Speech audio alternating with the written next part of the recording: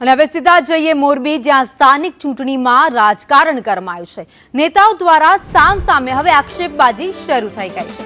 નગરપાલિકાના પૂર્વ પ્રમુખને મંત્રી કાંતિ અમૃતિયાએ જવાબ આપ્યો। પૂર્વ પ્રમુખ દેવા અવડિયા, જેમણે વિવાદિત નિવેદન આપ્યું હતું, જેણે મારી ટિકિટ કાપી છે તેને ભગવાન શાંતિ અર્પે તેવું નિવેદન આપવામાં આવ્યું હતું। મેં મારા ઘરે અખંડ દીવો કર્યો છે, દેવા અવડિયાનું આ વિવાદિત નિવેદન હતું। 3 મહિના બાદ એના ફોટાને હું પગે લાગવા જઈશ। સ્થાનિક ચૂંટણીમાં ટિકિટ કપાતા તેમણે આ નિવેદન આપ્યું। જ્યારે આ વિવાદિત નિવેદન બાદ મંત્રી કાંતિ અમૃતિયાએ નિવેદન આપી વળતો જવાબ આપ્યો, વળતો પ્રહાર કર્યો।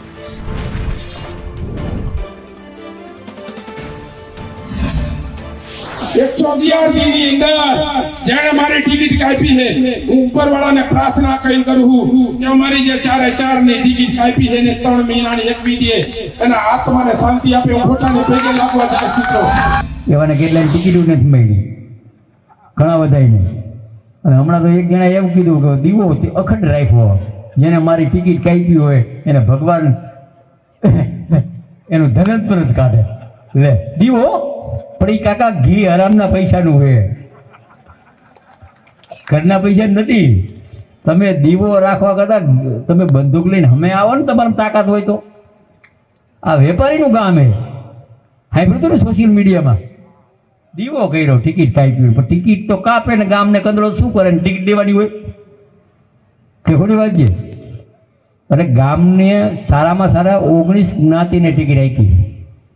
હું કોઈ જ્ઞાતિવાદનો નથી માણસ, પણ હું વ્યક્તિ જે દાદાગીરી કરે એના હારે તો બાંધછોડ કરીશ જ નહીં, જિંદગીમાં નહીં કરું।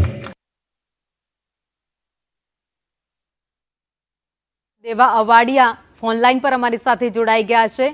દેવાભાઈ, તમે એવું કહ્યું કે મેં મારા ઘરે દીવો કર્યો છે, જેણે મારી ટિકિટ કાપી હોય, કોના ઉપર આક્ષેપ છે સીધો જ? 28 તારીખે નામ દેવાનું છે, અત્યારે નામનું છે ને સાયલેન્ટ રાખ્યું છે। શું દેવાભાઈ, ફરીથી બોલજો, આપનો અવાજ કપાયો। 28 તારીખે અત્યારે નામ સાયલેન્ટ રાખ્યું છે, પણ ખબર તો છે બધાને, મોરબી જિલ્લાને ખબર છે કોણે કરી। 28 તારીખે નામ જાહેરમાં આપીશું। પણ આવું કેમ કરવું પડ્યું? શું થયું? એવું તો કરવું પડ્યું, કઈક હશે ઉપરવાળા દ્વારકાધીશને ખબર છે અને બધી જનતાને ખબર છે, મને તો ખબર છે, પણ 28 તારીખે જવાબ આપવાનો છે। પણ તો સામે તમે આ નિવેદન આપ્યું તો પછી કાંતિભાઈ એવું બોલે છે કે ભાઈ તમારામાં તાકાત હોય તો આવો બંદૂક લઈને સામે, આવી રીતે દીવા કરવાની ક્યાં જરૂર છે? ગીતો હરામનું હોવાની વાત કરી છે। એ તો આખી મોરબીની જનતા જાણે, આખો જિલ્લો જાણે કે હરામનું છે કે કોનું હરામનું છે। અને એના કોમેન્ટો આવે છે, મોબાઈલમાં કોમેન્ટો આવે છે, મને કોઈ સારા કહે છે ને એને બધું કહે છે, કોમેન્ટો પબ્લિક બધા દે, એ તમે ખાલી જુઓ। પણ દેવાભાઈ, એવું કહેવાય ને કે ટિકિટ તો આ વખતે તમને, ગઈ વખત તમને મળી, આ વખતે બીજાને મળી, એમાં આટલી બધી નારાજગી કોકના માટે દીવો કરવો પડે?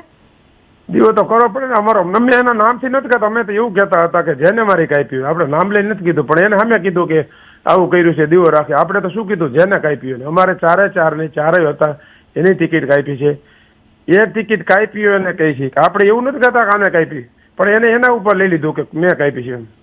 પણ એ તો સામે ડાયરેક્ટ એવું જ કહે છે કે બીજા સારા એવા 19 સમાજના લોકો છે, એમને અલગ અલગ સમાજ, હું જ્ઞાતિવાદ નથી કરતો, 19 લોકોને અલગ અલગ સમાજના ટિકિટ અપાઈ જ છે।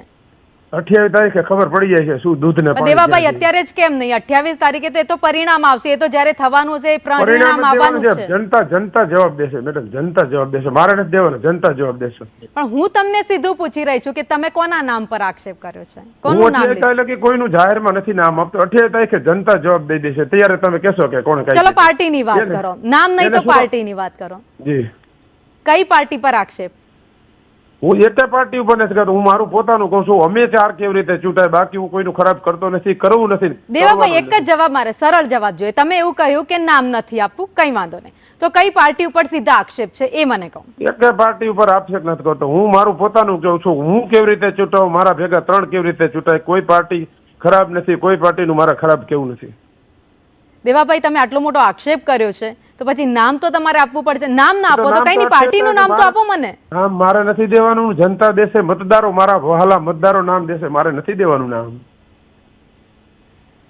દેવાભાઈ, આપ અમારી સાથે જોડાયા, આપનો આભાર। દેવાભાઈ, જેમણે આક્ષેપ કર્યા છે પરંતુ એમને નામ આપવામાં ક્યાંક તકલીફ પડી રહી છે, અથવા તો પાર્ટીનું નામ આપવામાં ક્યાંક તકલીફ પડી રહી છે એવું લાગી રહ્યું છે। મેં વારંવાર એમને પૂછવાનો પ્રયાસ કર્યો, કે કોના ઉપર સીધો આક્ષેપ છે, પરંતુ આ વાત સવાલથી અમે ભાગ્યા હતા.